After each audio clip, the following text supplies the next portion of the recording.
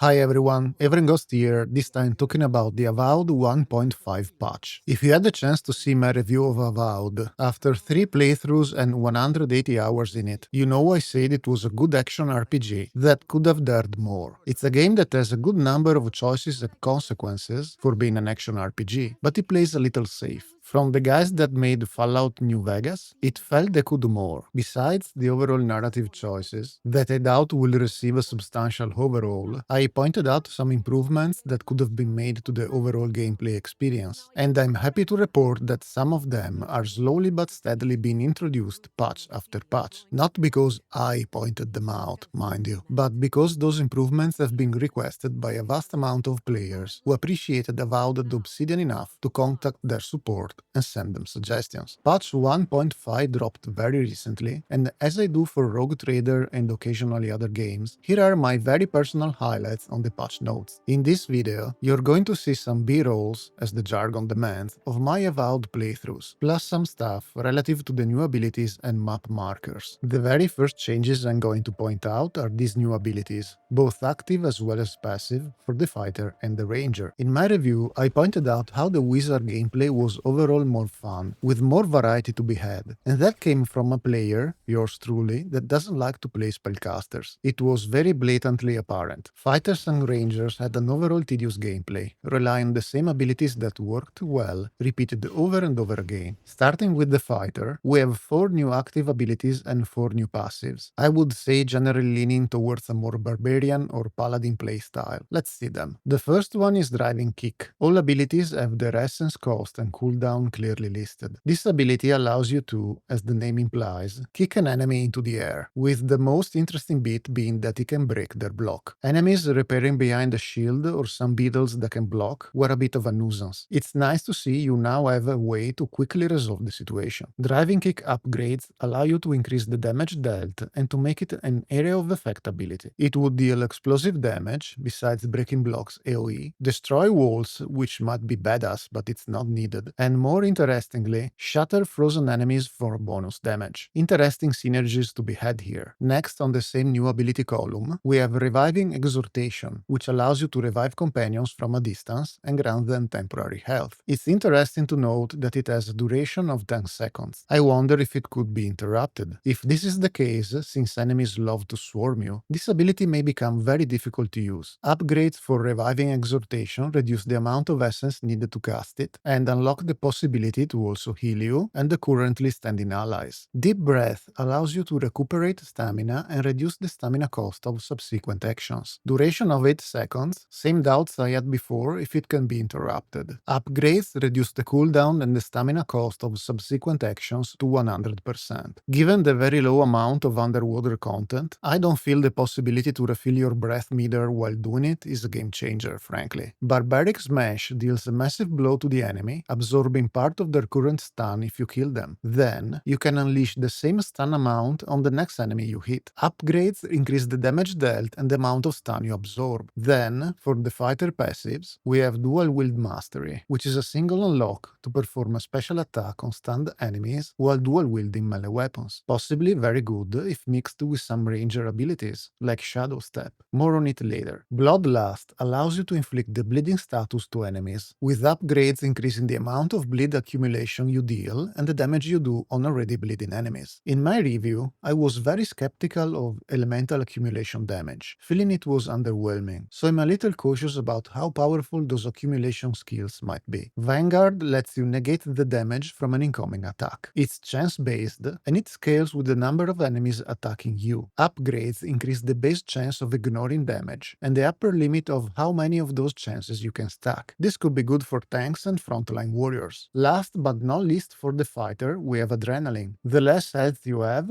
the more damage you deal. When under 25% health, it also increases your stability. Upgrades for this skill let you survive a killing blow, leaving you with 1 health and becoming invulnerable for 2 seconds. Those seconds become 4 with the 3rd rank of this ability, useful for frontliners. Now to the Ranger. I'm skeptical about some of these abilities because they rely a lot on elemental accumulation, something I found not terribly useful useful as already said. But let's see them. Starting with the new active skills column, Fan of Daggers lets you throw 3 daggers, hitting different enemies. Upgrades increase the number of daggers you throw and allow you to also interrupt and slow enemies. Shadow Step allows you to vanish and appear behind your enemy, with upgrades marking the target and decreasing their damage reduction. Rank 3 is interesting because it reduces the ability's cooldown by 5 seconds, and if you kill your marked enemy, the cooldown is reset, useful for assassin-type builds, and if I remember correctly, there was a very similar ability in the Pillars of Eternity games. Then, proceeding along the same new column, we have Smoke Bomb. It interrupts your enemies and you jump backwards out of the way. Upgrading this ability allows you to deal elemental accumulation damage again, based on the equipped throwable, and grenades give the Smoke Bomb increased stun. With all the already mentioned considerations about the accumulation damage, this could be quite useful for getting out of the way when you're swarmed or facing a boss. I can also see this ability, at least thematically, on the same assassin-type kind of builds mentioned for Shadow Step. Chilling Surprise sets a trap triggered by an approaching enemy, dealing frost accumulation. Same reservations apply. Upgrades allow to set more traps and reduce the essence cost for the ability. Now to the passives. Sharpshooter increases weak point damage, scaling with the number of consecutive weak point hits you deal in a certain amount of seconds. The baseline number of seconds is 11, and you can chain up to a maximum of 5 hits. Upgrades increase the number of seconds and chained hits. This would have been very useful for the bow-using ranger I played in my Path of the Dam run. Deadly Poison increases the damage of the poisoned status you inflict on enemies. Upgrades increase the damage dealt. Finally, Concussive Shot causes an enemy to take increased melee damage when you shoot a weak point. Since companion control is a bit finicky, I imagine this passive ability might be useful for very dynamic builds, alternating very quickly between ranged and melee weapons. Maybe dual-wielding a pistol and a sword, or alternating between the two weapon sets. A bit too fast for me, to be honest. Upgrades increase the stun you deal to enemies. Next, another interesting bit is that they added new uniques, meaning more magical items. In my review, I lamented the scarcity of magical items to use and to build new builds upon, saying I'd prefer the Skyrim approach. Lots of magical items around, maybe even useless, but still opening up new options. Apparently, they heard the plea and added new uniques in the 4 main maps. Here's the list, enjoy it. They don't say what those new items do, it's up to you to discover them and find out. Another very interesting addition is that now enemies can use the same abilities player characters have at their disposal, I imagine based on their class. I noted how they had one, like being a monk, a healer, a ranger, a tanky warrior, and so on. Now they can bother you with Tanglefoot, for example, or even taunt you. I think this is fun. They can also put up physical and magical barriers, blocking their related type of damage. The game is also verified for the Steam Deck now, but I don't own the device and can't personally say how impactful this is. Now, my very personal barrage of fixes I found interesting. Besides the usual graphical and quality of life improvements, quest fixes, the usual stuff we expect with every patch. They added a 40 FPS limit option, I imagine especially for consoles since it's becoming a very popular setting recently. Players seem to like it, so why not? Now, when you explore the map, more fog of war will be cleared around your character. This is good. The amount was very tiny before, something I addressed because it led to very messy maps and to the awful fear for a completionist to leave something unchecked behind. Cooking and crafting in general has been made more clear, especially useful for me would have been this indicator for food that has been previously cooked, because there's an achievement tied to it and you didn't know what you already crafted before or not. Custom map markers are finally here, something I really missed. There's plenty of treasure to be found in the world, and sometimes you want to check it later, maybe because you don't have enough lockpicks, or you're focused on the current quest, or any other valid reason. This is fantastic. And the last nice touch, they added more development members in the credits. Not a lot of companies do that, and it's a touchy subject. Go watch Tim Kane's video on video game credits. I think this concludes my very personal highlights of Avowed's 1.5 patch notes. As always, thank you so much for watching, I really appreciate it. Like, comment, subscribe, all that YouTube stuff that helps me reach more people on the platform. Take care of yourself, and I'll see you in the next video.